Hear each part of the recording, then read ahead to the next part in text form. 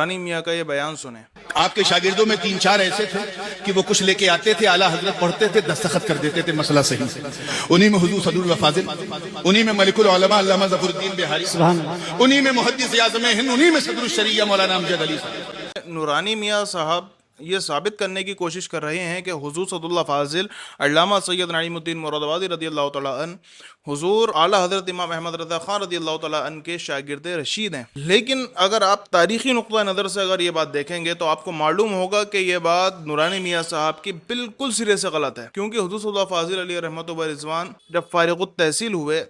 19 یا 20 سال کی عمر میں، تو آپ فارغ التحصیل جامعہ امدادیہ مراد آباد سے ہوئے، جس میں حضور شیخ القل علامہ محمد گل قابلی مراد آبادی رضی اللہ تعالیٰ عنہ پڑھاتے تھے، عرف عام گل محمد صاحب رحمۃ اللہ علیہ پڑھاتے تھے، جن کا مزار بھی قلعہ والی مسجد کے پاس میں ہے، قلعہ والی زیارت میں۔ تو صد اللہ فاضل علیہ رحمۃ الرضوان جب فارغ التحصیل ہوئے تو آپ نے ایک کتاب کو تحریر کیا الکلمۃ العلیہ کے نام سے، لیا اعلیٰ علم المصطفیٰ صلی اللہ علیہ وسلم، اور وہ کتاب یہ ہے کہ اس کتاب کے اندر حضور صلی اللہ فاضل علیہ رحمۃ الرضوان نے ثابت کیا کہ اللہ کے نبی صلی اللہ تعالیٰ علیہ وسلم کے پاس علم غیب عطائی ہے، جس کو آپ نے قرآن اور حدیث سے ڈیفینس کیا، پروف کیا باقاعدہ۔ اور یہ کتاب کچھ وہابی دیوبندیوں کے کتب کے خلاف لکھی گئی تھی رد میں، اور الحمدللہ اس کتاب کا آج تک جواب نہیں آیا۔ تو جب یہ کتاب حضور صلی اللہ فاضل نے لکھی، آپ کی سب سے پہلی تصنیف تھی الکلمۃ العلیہ، جیسے میں نے دکھایا۔ یہ کتاب جب اعلیٰ حضرت کے مطالعے میں جاتی ہے تو حضور اعلیٰ حضرت امام احمد رضا خان فاضل بریلوی رضی اللہ تعالیٰ عنہ مطالعہ کرنے کے بعد فرماتے ہیں کہ اتنی زبردست کتاب اتنی کم عمر میں، یقیناً یہ مصنف کے ہوشیار ہونے پر دال ہے، دلیل ہے۔ تو اعلیٰ حضرت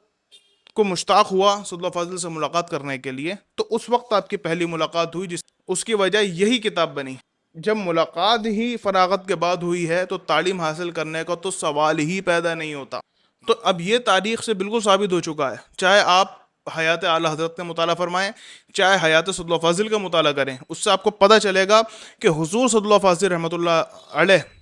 گل محمد صاحب رحمۃ اللہ علیہ، فضل احمد صاحب رحمۃ اللہ علیہ، اور اپنے والد کے ہی شاگرد رہے ہیں علم دین میں۔ اعلیٰ حضرت کا نام کہیں سے کہیں تک۔ میں یہ کہنا چاہتا ہوں کہ جب کسی کے بارے میں سوانح پہ مطالعہ نہیں کرا ہے تو آپ اس کے بارے میں بول کیسے سکتے ہیں؟ اور پھر دوسری بات یہ ہے، اس طرح سے تو میں بھی کہہ سکتا ہوں، ان نورانی میاں کے جو دادا ہیں وہ بھی میرے دادا رسول اللہ فاضل کے شاگرد ہیں، کیا میں یہ بات کہہ سکتا ہوں؟ جبکہ یہ تاریخ سے ثابت نہیں ہے۔ اسی طرح سے میں یہ عرض کرنا چاہتا ہوں نورانی صاحب سے کہ آپ نے جو یہ بیان کیا، آپ اس پہ وضاحتی بیان کریں۔ کچھ لوگ کہہ رہے ہیں کہ ان کی سبقت لسانی سے یہ کلمات ان کے نکل گئے غلطی سے، اور ہم بھی یہ کہتے ہیں کہ اگر سبقت لسانی سے ایسا کام ہوا ہے تو نورانی صاحب کو چاہیے کہ وضاحتی بیان ضرور پیش کریں اس بارے میں۔ نورانی میاں کا یہ بیان